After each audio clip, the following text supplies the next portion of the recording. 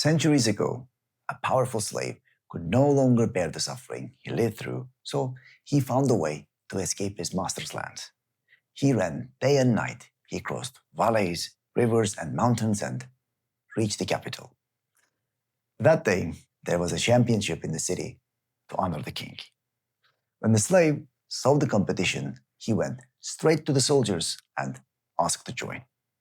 The soldiers looked at him, saw his strong body, and said, "This man could be a great warrior." So they let him join the fights. The slave defeated all the famous and strong fighters one by one, then became the champion. Overwhelmed with happiness, he was brought before the king.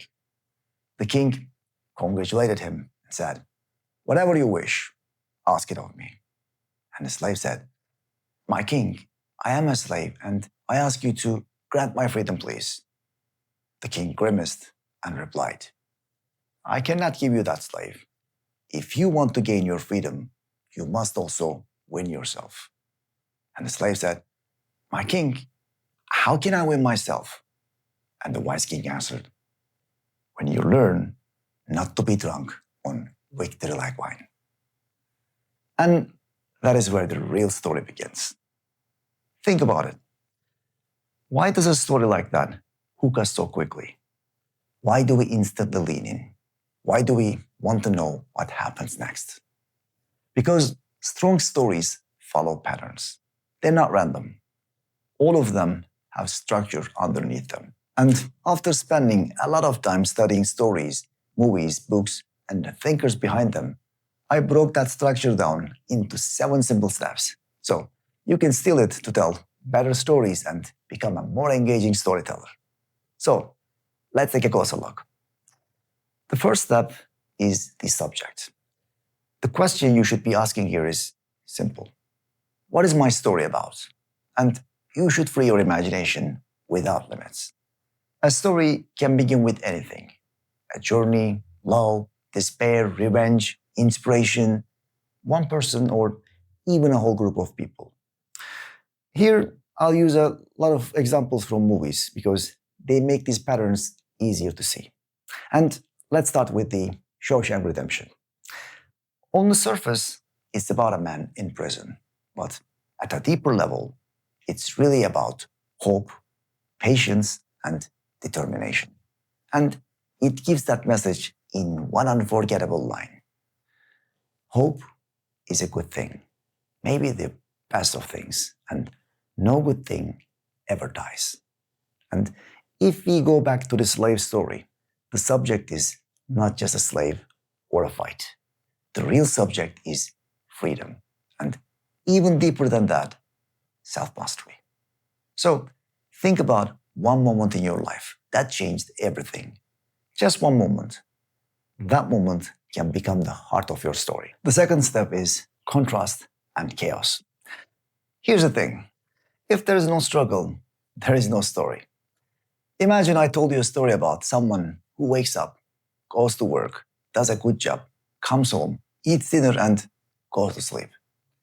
That may be real, but it's not a story because nothing is at stake. We need tension. We need winners and losers, love and hate, fear and courage. Think about the opening of A Tale of Two Cities by Charles Dickens. Right from the start, it gives us opposites.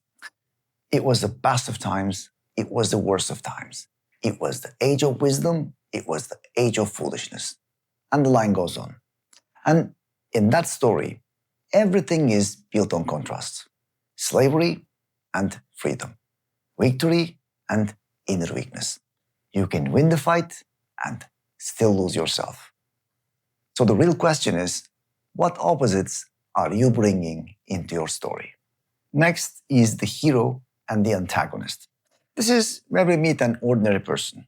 But as the story moves forward, we begin to notice something special in them. And little by little, that ordinary person starts to become extraordinary. Take Spider-Man, for example. Peter Parker begins as a normal young man, but over time, he becomes Spider-Man and gains powers he never had before. Now, in your story, you need to make the character clear. Who is that person? Are they passionate, determined, brave, hardworking, loyal? You need to describe the character in a way that helps people see them, understand them, and care about them. And of course, every strong hero needs something to push against. That's where the antagonist comes in. But here's what really matters. The antagonist is not always a classical villain. Sometimes it's a person, sometimes it's society, fear, injustice, or even the character's own weakness. And in that story, we know that who the hero is. It is the slave. But the real antagonist is something deeper. At first, it looks like the master or the whole system. But in the end, we see that it's himself he still has to conquer. Now, in your story, who is the hero? And ask yourself, what is the one thing standing in your way? That thing is your antagonist. The fourth step is turning points. These are the moments when something unexpected happens. The direction changes, the story shifts, the character is forced into a new situation. And usually these moments don't come when anyone is ready. They come when the hero caught completely off guard. A great example is the Matrix. At the beginning, Neo is just an ordinary man living an ordinary life. But everything changes when he is offered a choice. The blue pill or the red pill. That moment is a turning point because after that decision, there is no going back. His old world disappears and a new journey begins. And in the slave story, the biggest turning point is not when he wins the fights. It is when the king says, you must first win yourself. In your story, what was the moment everything changed? The fifth step is resolution. This is the moment when things can become clear. The dust settles and we finally see where the journey has taken us. What changed? Who won? Who lost? What did the hero become? Because a story cannot stay in conflict forever. Sooner or later, it has to go somewhere. In Shawshank Redemption, the resolution is not just MD's escape from prison. It is the freedom that comes after years of pain. And when Red joins him in the end, the story gives us something even deeper than escape. It gives us peace.